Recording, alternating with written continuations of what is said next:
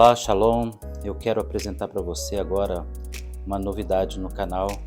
Nós tivemos a oportunidade de ouvir testemunho de algumas pessoas que receberam pregações que são ministradas em podcast, apenas o áudio. E nós entendemos que o Senhor tem nos direcionado para apresentar para você também. É uma oportunidade de você estar ouvindo a mensagem enquanto trabalha, está ouvindo a mensagem enquanto você caminha, faz os exercícios na sua academia. Você vai ter a oportunidade de ouvir uma mensagem enquanto você está dirigindo o seu carro. Então eu quero apresentar para você agora a nova série de podcasts, de mensagens que serão apresentadas a você.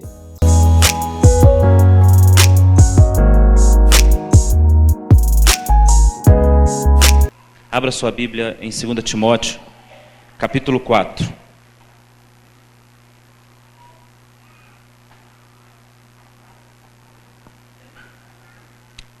Segunda Timóteo 4, um texto muito conhecido de todos nós.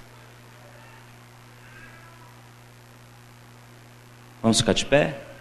Amém? 2 Timóteo 4, versículo 7. Um texto bem conhecido. Combati o bom combate, acabei a carreira, guardei a fé. Vamos ler? Combati o bom combate, acabei a carreira, guardei a fé. Pode sentar. Não feche a Bíblia, tá bom? Amém. Deixa eu contar para vocês alguma coisa que possa acrescentar hoje.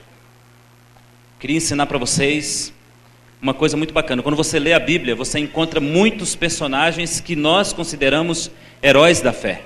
Não é verdade? São diversos, são vários os personagens. Cada um de nós que está aqui talvez admire um deles, ou um grupo deles diferente dos outros. Ou talvez admiremos todos, mas uns em detrimento especial, de uma forma especial, com uma visão especial. O fato é que a Bíblia está carregada de heróis da fé. E eu deixo te passar a receita para se fazer um herói da fé. Porque há um desejo, há um projeto de Deus de que em nossos dias nasçam heróis da fé. Eu tenho orado a respeito da nossa igreja no Brasil, para que o Senhor levante homens e mulheres que sejam heróis da fé. Precisamos de brasileiros que se tornem exemplos de fé. E Ele tem feito isso, e vai continuar fazendo isso, e vai fazer isso com você também. Mas qual que é a receita para se fazer um herói? Simples. Pega-se um homem comum, frágil, cheio de defeitos e qualidades. Talvez mais defeitos do que qualidades, vai depender de cada indivíduo. Pega-se esse indivíduo, retira-se ele do meio que lhe dá segurança, leva esse indivíduo para um meio inseguro e o coloca no meio de uma situação onde certamente ele será destroçado. Onde naturalmente a evidência é de que ele vai perder aquela situação, vai perder o rumo daquela guerra, vai perder o rumo daquela batalha.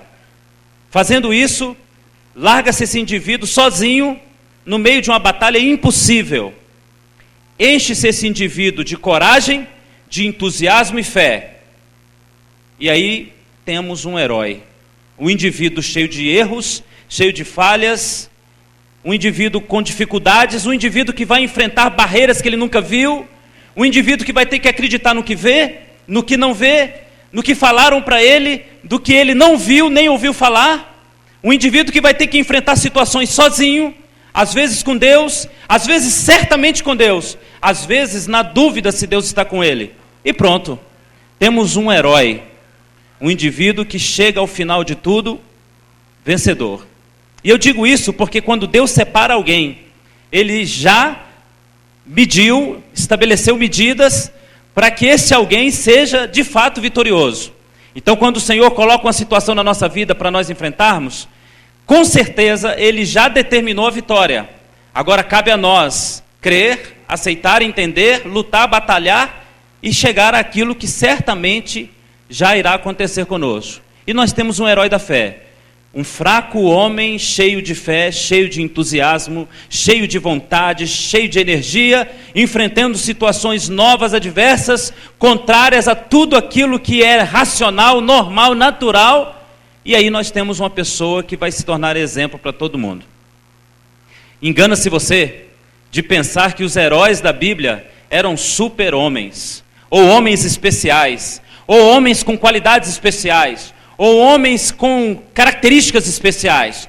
Sabe orar muito bem, sabe pregar muito bem, sabe fazer isso muito bem, sabe aquilo muito bem. Engana-se você.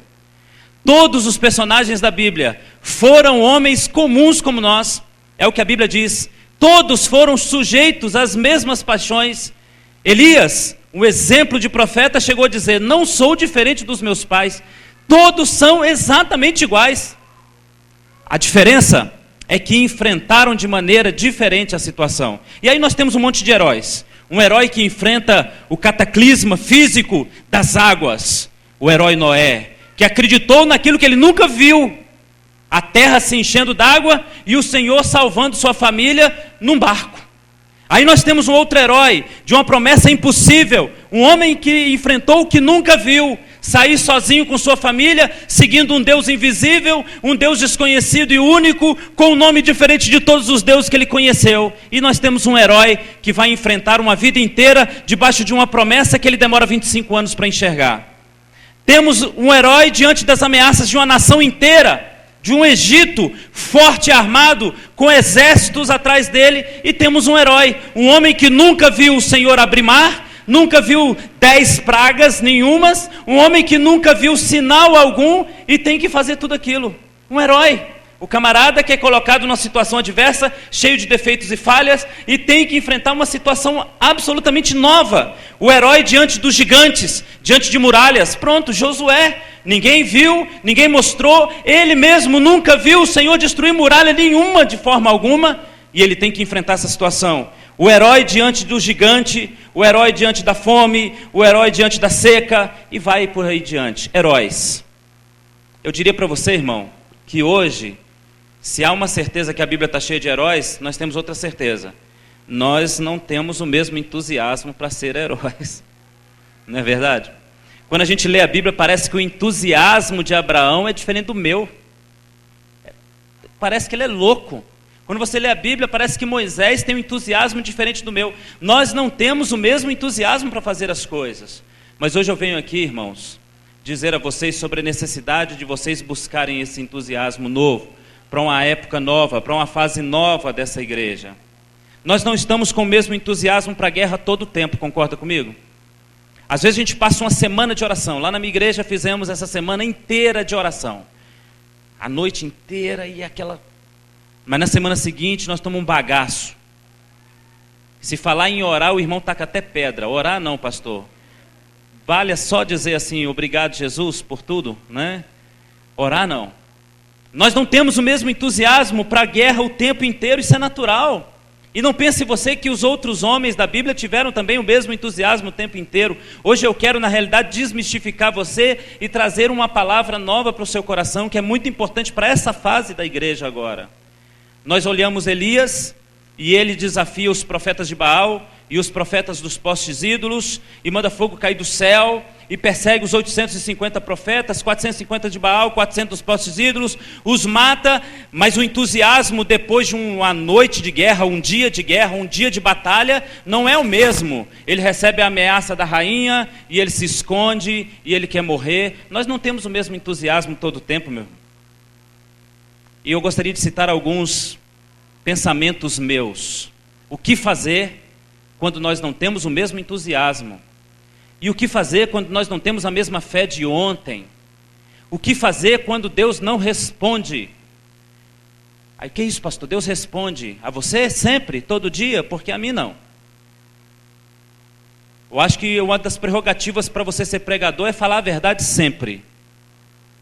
E Deus fala na Bíblia, nos 4.000 anos de história registrados na Bíblia, nós não vamos encontrar Deus falando muitas vezes, não. Às vezes encontramos um profeta falando que Deus lhe disse, logo Deus lhe disse, logo Deus lhe disse, fica parecendo que Deus conversou com ele todo dia. Mas se você for olhar o tempo de profecia daquele profeta, 40, 50, 30, 70, Deus não falava toda hora. Porque há um espaço, há um hiato de uma palavra de Deus para outra palavra de Deus. Nós encontramos um profeta como Daniel e temos a impressão que Deus está falando com ele todo o tempo. Daniel, sim Senhor, vai ali. Daniel, sai daí, Daniel. Daniel senta, Daniel levanta, cala a boca, Daniel, né? Parece que o Senhor está falando com ele todo o tempo. Mas foram 70 anos de ministério. 70 anos ouvindo a voz de Deus. Não é pouca coisa não, irmãos. Para que dê um livro daquele tamanho, uma proporção daquela. Olha para mim. O Senhor não fala todo o tempo. E o que fazer quando Deus se cala? E o que fazer quando a luta parece vencida para mim? O que fazer quando o inimigo parece grande demais? E o que fazer quando a luta parece grande demais? O que fazer quando eu tenho que invadir, quando eu tenho que enfrentar uma situação nova demais? E aí eu gostaria que você guardasse a palavra de hoje. Se eu tivesse que dar um título a essa palavra de hoje, eu diria: o Senhor precisa de valentes. Deixa eu definir para você o que é o valente. Valente é um camarada que vai além da sua força. Ele entra numa camada chamada esforço. Valente é o camarada que tem a qualidade de ser valoroso, no sentido de ir além de tudo aquilo que ele possui de qualidades físicas, mentais, emocionais. Ele é um valente. Existem momentos na nossa vida que nós precisamos ser fiéis. Existem momentos na nossa vida que nós precisamos dobrar o joelho, e existem momentos na nossa vida que nós precisamos ser valentes. Nós precisamos ir além dos nossos limites. Se me falta força, serei valente. Se me falta fé, serei valente. Se me falta resposta de Deus, serei valente. Se me falta esperança, eu serei valente. Há um texto que eu gosto muito dele, que está em Josué, no capítulo de número 1, no versículo 7. Abra comigo, Josué 1:7. E o Senhor diz uma palavra para Josué, que na realidade pode se aplicar a todos nós. Tão somente esforça-te, tem bom ânimo, para teres cuidado de fazer tudo conforme a lei. Olha que palavra interessante é essa palavra de Deus a Josué. Josué está na eminência de entrar na terra prometida. Qual deveria ser a palavra de Deus que nós esperávamos? Que Deus dissesse: fique tranquilo, meu filho, vou resolver tudo. Fique tranquilo que eu vou derrubar tudo. Mas não é isso que o Senhor diz, não. O Senhor diz: Josué, deixa eu te dar uma palavra boa, rapaz, para você enfrentar esse negócio que vem pela frente. Você vai entrar nessa terra e vai conquistar. Deixa eu te dar uma ideia. Se esforça, ser corajoso. Em outras palavras, Deus está dizendo para um homem que seria um herói da fé: vai haver momentos difíceis, haverão momentos de dúvidas, haverão momentos de falta de fé, haverá momentos de insegurança, haverá momentos que aparentemente eu estarei longe de você. Nesses momentos, se esforça, vai além daquilo que você consegue imaginar, vai além daquilo que você consegue crer. E hoje eu estou aqui para falar com você como um profeta de Deus na sua vida, meu querido. Existem momentos na vida do crente que ele precisa entender essa palavra, ser um valente. E eu vim hoje dizer para você, igreja, seja valente. Quando nós chegamos a um determinado grau de instrução de Deus, quando nós chegamos a um determinado nível de crescimento em Deus, Deus não agirá conosco como agia anteriormente. Deus deixa de falar conosco como se nós fôssemos crianças. Vocês não são mais crianças, que pena, 17 anos. Está na hora de começar a agir como gente grande. E o Senhor diz para você: é hora de você ser valente. Essa palavra é propícia para hoje, meu irmão. Quero contar uma história para você. Lá na minha cidade, nós não temos hospitais bons na nossa cidade, ela é bem pequena. E a gente vai a 50 quilômetros de distância para os hospitais, né? E nós tivemos uma irmã internada uns dias desses atrás, e nós fomos visitar essa irmã. Chegando lá, nós nos surpreendemos com um grupo de amigos de outra igreja, mas um grupo muito abençoado, uns irmãos que a família colocava carro de som na rua e fazia shows e conquistava a gente para Jesus. E nós vimos a moça que dirigia os louvores, né, que cantava, lá no saguão do hospital. O que você está fazendo aqui? Veio visitar alguém? Eu falei: não, meu pai está mal. Oh, que bom, nós estamos aqui, nós vamos vê-lo. E aquela moça começou a tecer um murmúrio terrível, e ela começou a falar coisas horrendas que a gente nunca espera de um crente. Deus não existe. Se Deus existisse, tudo que eu fiz para Deus... E ela começou a tecer aquelas palavras que começam a incomodar o coração da gente. Aí a minha esposa falou: peraí, olha onde você está. E tinha um monte de gente que não era crente assistindo aquela cena terrível de um crente se definhando em miséria e desgraça. E a minha esposa falou com ela: peraí, minha filha, Eu vejo você fazendo louvores, adorando ao Senhor, evangelizando, e na hora que você tem que mostrar que crê no seu Deus, você age como uma louca. E na hora que agora é que você tem que dar o testemunho de tudo que você prega no carro de som. Agora é que é a hora de você dar o testemunho de tudo que você vem fazendo. É agora que você tem que mostrar o além. Agora é que você tem que mostrar toda a tua confiança. Se Deus se calou, Ele se calou porque espera de você confiança. E eu saí dali chocado com aquela cena, porque a moça estava desesperada. E eu começo a imaginar, quantos de nós, em situações difíceis, não somos valentes? Quantos de nós, quando Deus se cala, não somos valentes? Você precisa dessa mensagem para amanhã, meu amado. Quantos de nós amanhã poderão receber uma nova notícia e precisam ser valentes? Deus não falou ainda, Deus não respondeu ainda, Deus não abriu a porta ainda, Deus não curou ainda, mas é apenas ainda. O meu Deus é vivo.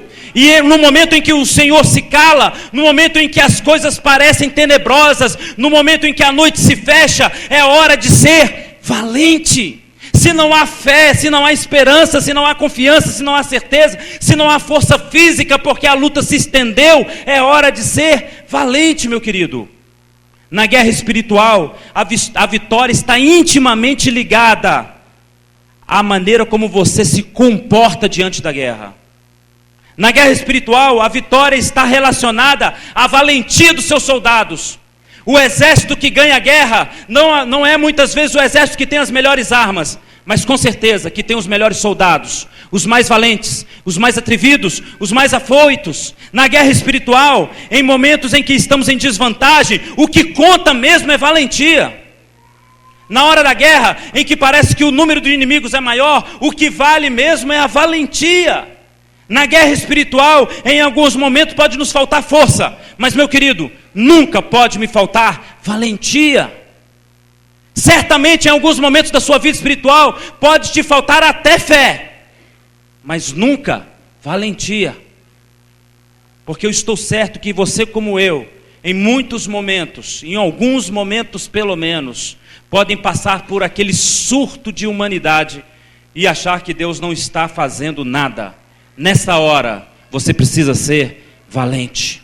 Diga para o seu vizinho, vizinho, você precisa ser valente. E nós lemos um texto aqui maravilhoso. O apóstolo Paulo diz, eu combati, eu fui até o fim, eu venci. Paulo não era um super cristão, mas ele tinha uma qualidade que eu gostaria que nós aprendêssemos a guardar. Valente, valentia. Eu sou um bom observador da Bíblia. Eu acho que para a gente pregar o Evangelho, a gente precisa ser um bom observador de detalhes da Bíblia. E eu observo os detalhes da Bíblia e vejo que em alguns detalhes há uma mensagem de Deus muito grande. Quer ver um exemplo? E é o que eu quero falar com vocês sobre isso hoje. Quando nós lemos a história de Davi, nós vamos ver coisas maravilhosas acontecendo com Davi. Mas há um momento da história de Davi, uma passagem da história de Davi que eu acho fantástica. Quando ele começa a dizer que ele tinha um grande exército, mas no meio desse exército haviam 33 homens especiais. Agora pense comigo, o exército de Davi superava os 500 mil homens. Mas quando a Bíblia diz que haviam 33 homens no exército de 500 mil, ele está dizendo que há uma diferença nesses homens. E a palavra de Deus nos diz em 1 Crônicas 12, no versículo 8, que o rosto deles era como o rosto de leão. Isso me chamou muito a atenção. Abra lá a sua palavra, sua Bíblia. 1 Coríntios 12, 8. E na segunda parte do versículo fala que esses 33 homens mais próximos de Davi, que eram homens especiais do seu exército, que estavam sempre ao lado dele, do versículo 8 do capítulo 12 de 1 Crônicas diz, o rosto deles era como o rosto de leão. 1 Crônicas 12, 8. O rosto deles era como o rosto de leão. Olha para mim, meu amado. Aí está um detalhe muito interessante. A Bíblia identifica o olhar de homens especiais. E eu quero dizer uma coisa para você. Há um detalhe que o diabo observa muito no crente.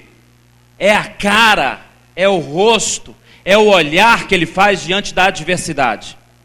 É o olhar que ele faz diante da luta. é o olhar que ele expressa, é a expressão do rosto, da face, diante de uma situação difícil, diante de uma má notícia, diante de uma notícia nova e inesperada. A isso aí o diabo dá uma atenção enorme, porque a sua expressão vai dizer para ele se ele está no caminho certo ou não. E detalhes podem fazer a diferença. E eu gostaria de mostrar alguns detalhes, porque olha, desses 33 homens, no exército de mais de 500 mil soldados, haviam 5 deles que eram ainda mais especiais aos olhos de Davi. E eu quero que você abra sua Bíblia para a gente ler junto, 2 Samuel, no capítulo de número 23.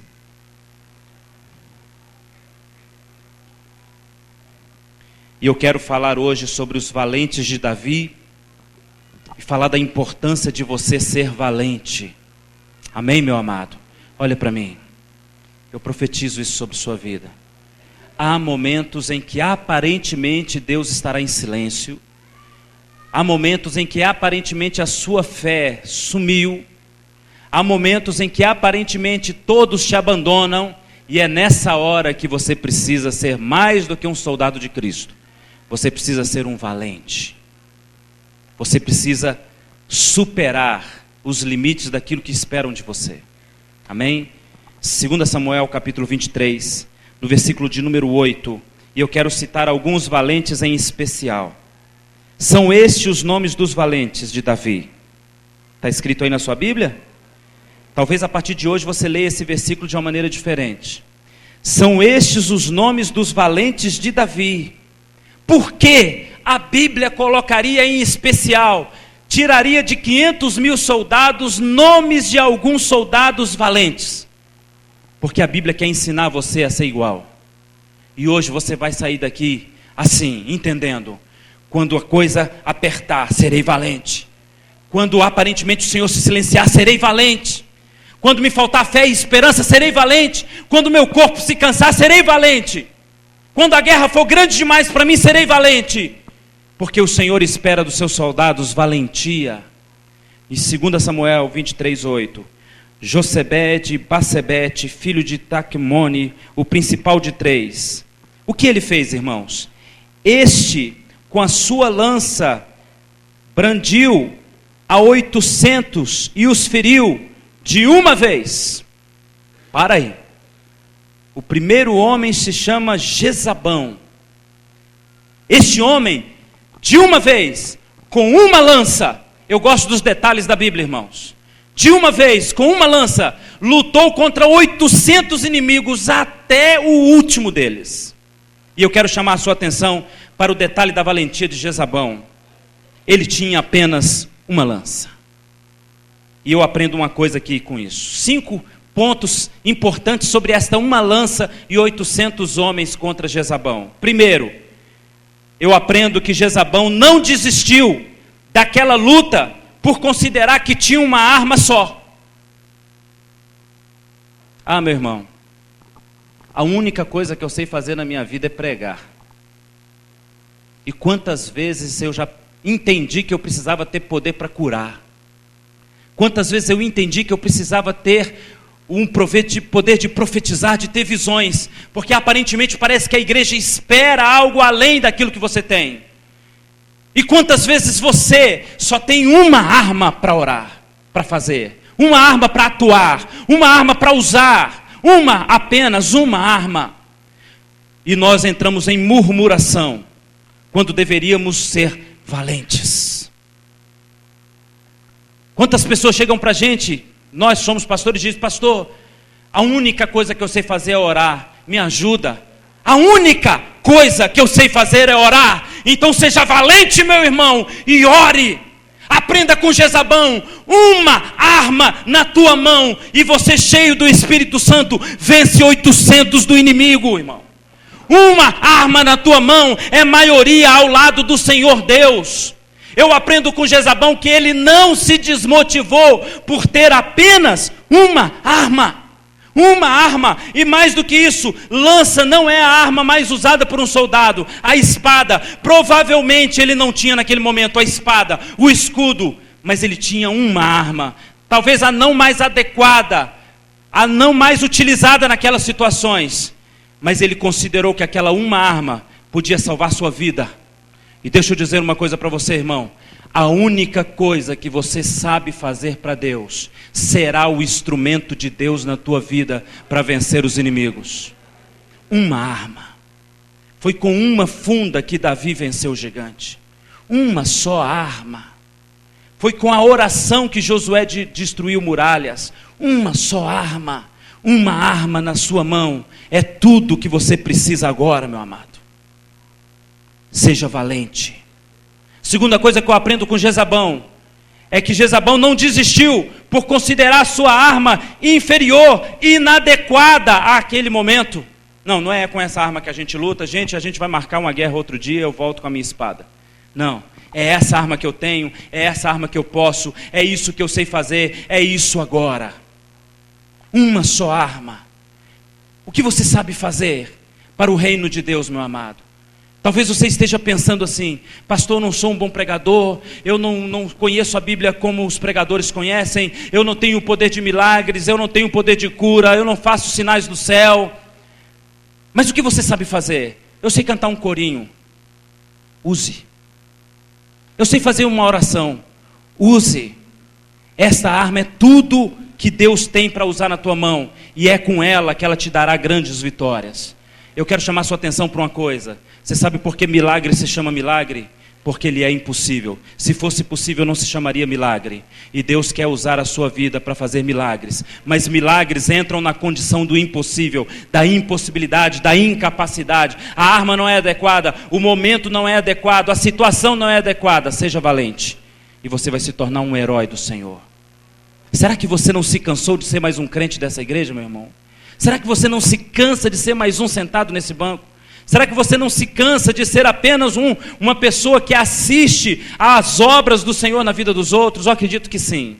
Então seja valente. O Senhor quer fazer de você um herói. Eu aprendo uma outra coisa aqui com Jezabão, a terceira coisa, que a arma que ele tinha poderia ser a arma de Deus em suas mãos. É o que ele considerou. Aquilo que eu tenho pode ser um instrumento de Deus na minha mão. A quarta coisa é que numa mesma batalha ele lutou com 800. E a primeira consideração que eu faço é a consideração do tempo. Quanto tempo dura a luta de um homem contra 800? E eu cheguei a parar e ficar pensando, tentando imaginar quanto tempo dura a luta de um homem contra 800. E eu aprendo uma coisa com Jezabão. Aprenda uma coisa maravilhosa. Valentes não pensam no tempo da luta, esperam o final dela, sempre. Eu não sei há quanto tempo você está nessa luta, mas eu tenho uma palavra de Deus para a sua vida. Aprenda com Jezabão. Enquanto não morrer o último, a tua guerra não acabou. Não importa quanto tempo, chegará o fim. Não importa quanto tempo, haverá um fim. Seja valente e enfrente o tempo. Quantos testemunhos a gente ouve de mulheres que dizem: meu marido estava no mundo, meu marido estava longe. Quantas pessoas dizem: meu filho estava nas drogas. A gente ouve o testemunho como se a coisa acontecesse em minutos. Mas isso não é verdade. Aquelas questões acontecem às vezes em anos. Minha mãe orou por mim por 7 anos. Foram 7 anos suplicando por minha vida, para que eu estivesse no altar do Senhor. Eu aprendo com Jezabão. Eu tenho que continuar a luta até o último homem. Não importa quanto tempo, a vitória é certa. A segunda coisa que eu aprendo com os 800 homens, eu considero o número. Agora não mais o tempo, mas o número. Tem crente que enfrenta a luta assim: de novo isso? De novo isso? Mas Senhor, já acabei de vencer um capeta igual a esse ontem. Outro, de novo agora? De novo essa situação? Ah, Senhor, o Senhor não é Deus não. Até quando? Eu vou te dizer, meu irmão, até cair o número 800 na tua vida. Esse é o até quando. Enquanto você conta o que você não conquistou, você não observa o que você já fez. Quantas pessoas perdem tempo olhando para o que não fez e não observam o que Deus já está fazendo? E eu imagino Jezabão lutando: menos um. Menos um. Depois eu conto quantos são. Menos um. Menos um. Depois que ele venceu todos, é 1, 2, 800. Está na hora de você parar de contar mais um e começar a matemática da vitória, menos um. A matemática da derrota é mais um. De novo, a matemática da vitória é diferente. Menos um, menos um, menos um, de novo, menos um. Porque eu vou te dizer uma coisa, meu irmão. Esses demônios que se levantaram contra a sua vida, se levantaram para um fim: serem humilhados diante do Senhor dos exércitos que você serve. É menos um de novo, e será menos um amanhã. Quantas forem as vezes que ele se levantar, será menos um. Você precisa ser como Jezabão. Não importa o número de armas que eu tenho, não importa se elas são adequadas, não importa o número de inimigos, eu vou vencer. Aí está a característica do valente.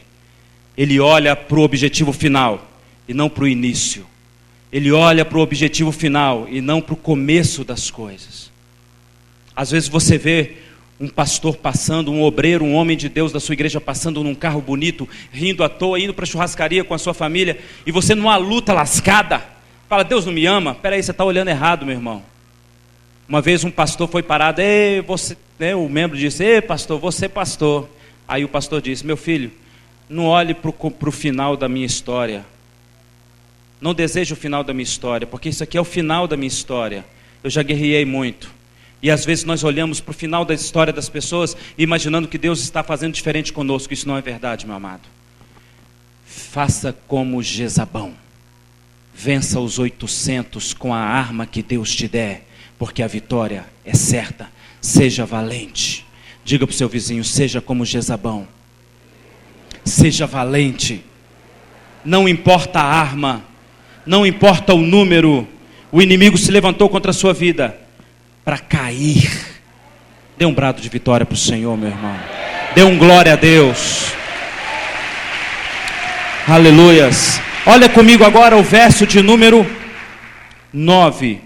Depois dele, Eleazar, filho de Dodô, filho de Auí, entre os 3 valentes que estavam com Davi. Versículo 10. Se levantou e feriu os filisteus, até lhe cansar a mão e ficar pregada a sua espada. Agora o outro valente nos dá um outro exemplo. A luta se estende, ele não sabe quando aquilo vai terminar. E eu aprendo com Eleazar uma outra coisa maravilhosa com Deus aqui. Primeiro, ele não recuou quando os outros recuaram.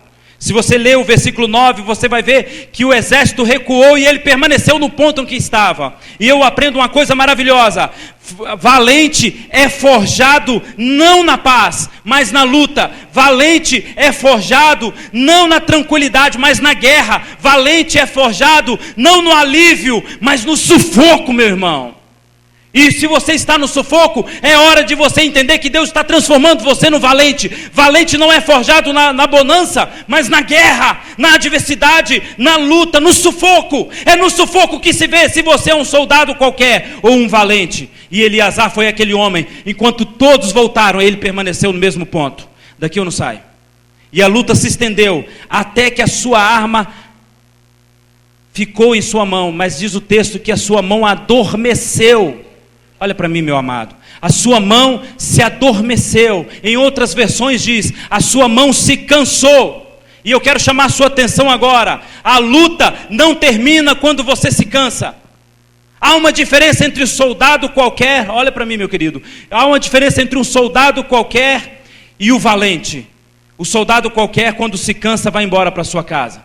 Há um texto da palavra de Deus em que o Senhor Gideão chama o exército e o Senhor começa a separar aqueles que têm medo, aqueles que são covardes, e as pessoas começam a observar situações para recuar. Olha para mim, meu querido, pare de observar situações para recuar. Não é hora do seu descanso ainda. Não confunda as coisas. Deus está chamando para vitória, e a vitória só termina quando acaba o último inimigo, meu querido. E Eleazar nos ensina uma coisa: a sua mão está cansada, a sua mão está dormente, mas ele está na batalha. E eu quero dizer uma coisa para você: nunca pare até o final dessa guerra. Não pare. E essa palavra eu deixo para essa igreja hoje: não pare até a conquista final.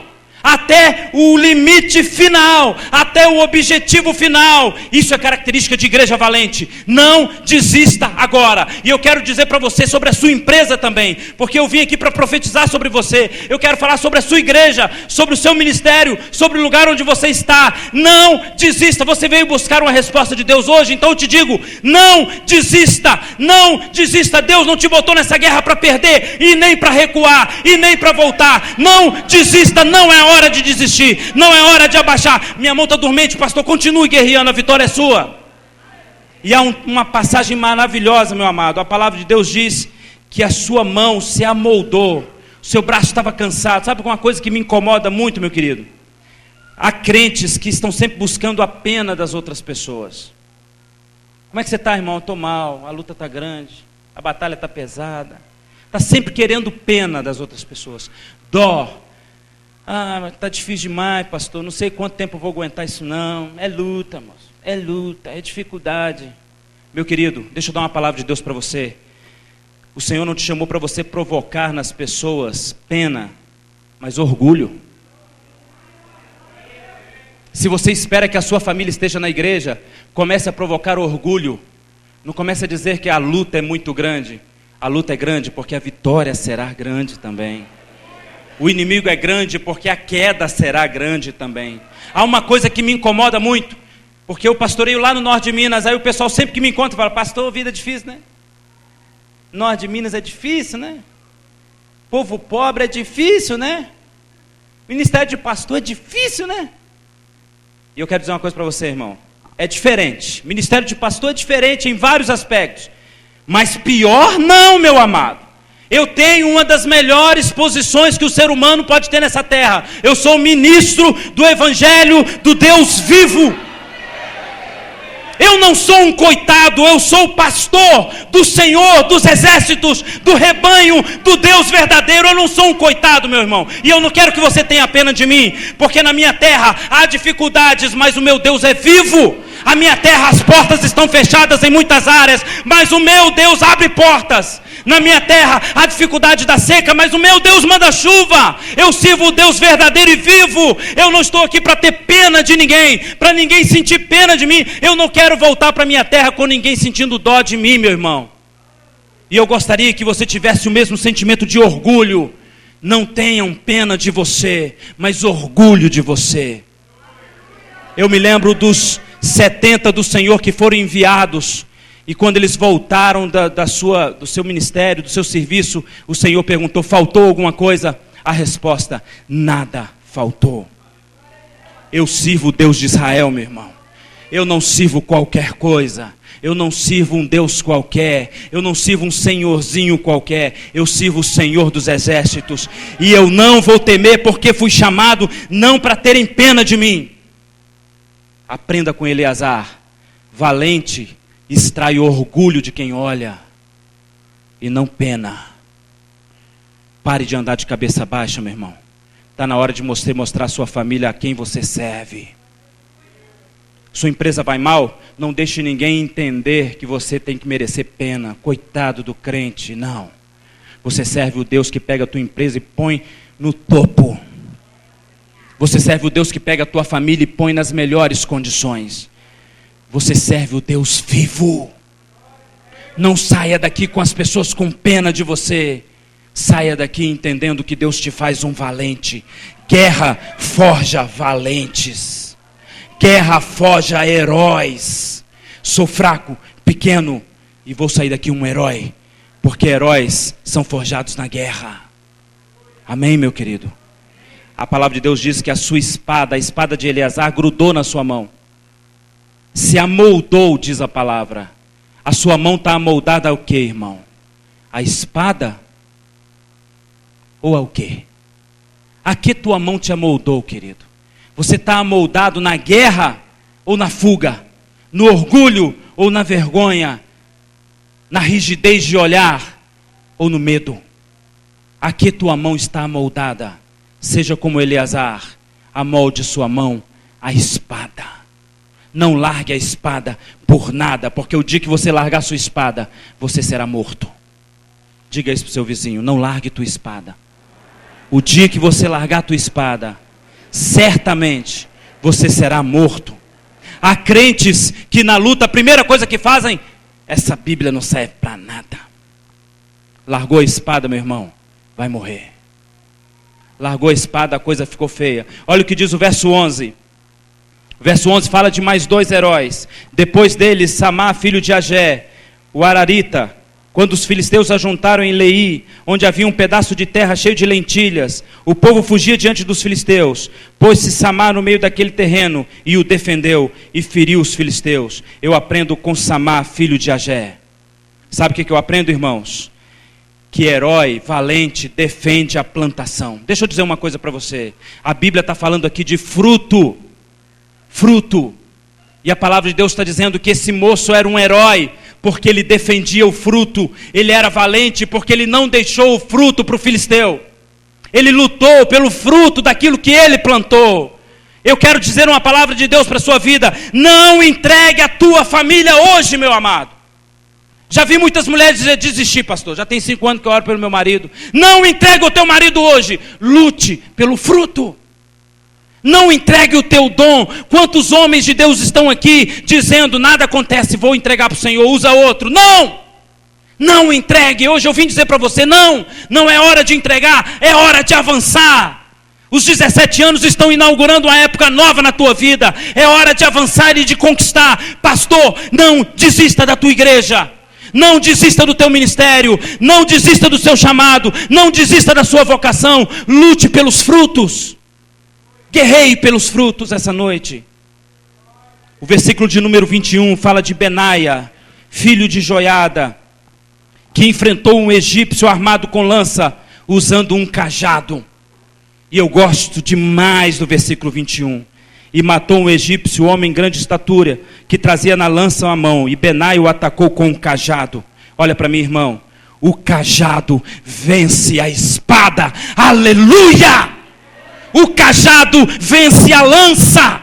O cajado vence as armas do filisteu. O cajado vence as armas do inimigo. Eu amo esse texto. O que você traz na tua mão vence o inimigo. Foi o cajado de Moisés que venceu a nação egípcia, o grande faraó. O cajado. Foi o cajado do bom pastor que nos levou às águas de descanso. O cajado vence a espada do filisteu. Em nome de Jesus. 1 Crônicas capítulo 12, no versículo 2, fala de outros homens, os benjamitas. E diz a Bíblia que eles usavam 2 mãos para lutar.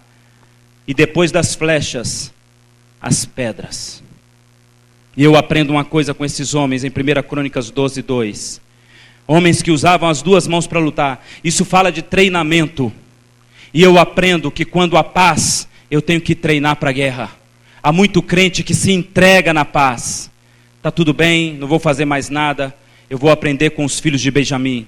Na paz eu treino, eu tenho que ter uma nova habilidade. Eu tenho que aprender a fazer uma nova coisa. Eu tenho que buscar uma nova coisa. Eu tenho que buscar um novo instrumento de Deus. E eu aprendo a segunda coisa com os da tribo de Benjamim. Quando faltava a flecha, eles usavam a pedra. Mas não param de lutar. Meu amigo, meu irmão, quando acabarem as tuas armas que você sabe usar, não tenha medo de usar aquilo que você não sabe. Em nome de Jesus. Quando você só sabe pregar e não puder mais pregar, você ainda pode orar, pode expulsar demônios, pode fazer outras obras. Ainda há sempre alguma coisa que você pode fazer depois daquilo que você tem habilidade para fazer. Depois de louvor, você ainda pode fazer alguma outra coisa a mais. Não tenha medo quando as pessoas pararem na tua frente e disserem para você, cura o meu parente. Não tenha medo. Aprenda com os de Benjamim. Quando me faltam as flechas, eu uso pedras. Deus me dará força para fazer aquilo que eu não sei fazer. Em nome de Jesus. E quando você sair daqui, você vai ser desafiado a fazer coisas que você não está habituado a fazer. Não tenha medo, seja valente. Isso é qualidade de valente. Fazer aquilo que não está habituado a fazer com coragem. E por fim, meu irmão, 1 Crônicas 12, 15, fala dos filhos de Gade, que atravessaram o Jordão na cheia. Fique de pé. Os filhos de Gade atravessaram o Jordão na cheia. E eu quero dizer uma coisa para você essa noite. O que isso significa? A Bíblia vai falar de outras duas situações onde homens atravessaram o Jordão na cheia. Quando Josué abriu o Jordão para passar, e quando Eliseu pediu uma prova a Deus de que ele tinha a unção de Deus, aí o Jordão foi aberto. Em outras palavras, aprendemos até os filhos de Gade que Jordão na cheia só se atravessa com milagre. E eu aprendo com os filhos de Gade que o valente, às vezes, não deve esperar o milagre. Coloca a tua Bíblia aí no seu banco. O valente, às vezes, não deve esperar o milagre. Tem crente na igreja que só age debaixo de milagre. Só age debaixo de poder. Só age debaixo de sinais. E os filhos de Gade precisaram atravessar o Jordão na cheia. Só viram isso acontecer em milagres. Mas não havia tempo para o milagre. E o valente não espera o milagre. Ele age. Se você que está aqui essa noite precisa de um milagre, e esse milagre não vem, aprenda com os filhos de Gade. Haja quando o milagre não vem. Isso é sinal de valentia. Aprenda com Jezabão. Lute até o último homem, fazendo a matemática de Deus. -1. Lute como Eleazar, até a espada ficar na tua mão. Quando Deus não fala, quando a resposta não vem, quando a gente não ouve a nossa fé, quando o nosso coração não diz nada a respeito da luta, eu preciso ser mais do que um soldado de Cristo. Eu tenho que ser um valente. Olhe para o seu vizinho e diga: seja valente, meu amado. Seja valente. Não espere o milagre. Lute. Diga para ele: não espere o milagre. Lute. Lute. Lute. E eu estou sentindo de Deus de falar uma coisa aqui para você, meu irmão. Lute pela tua empresa. Lute pela tua casa. Lute por esta igreja. Lute pelo teu ministério. Não entregue na mão do inimigo. Lute pelo carro que Deus te deu. Lute pela moto que Deus te deu, pela casa que Deus te deu. Talvez você tenha entrado aqui hoje, está difícil, pastor, pagar. Lute. Seja valente. Não entregue o presente de Deus na mão dos filisteus. Lute. Faça cara de leão essa noite. Faça cara de leão. Chegue em casa com cara de leão, como os valentes de Davi. Lute. Nada está acontecendo no meu ministério. Lute. Não espere o milagre. Lute. Lute. Deus às vezes está esperando de você isso para a coisa acontecer. Valentia. Seja valente. Seja valente, meu irmão.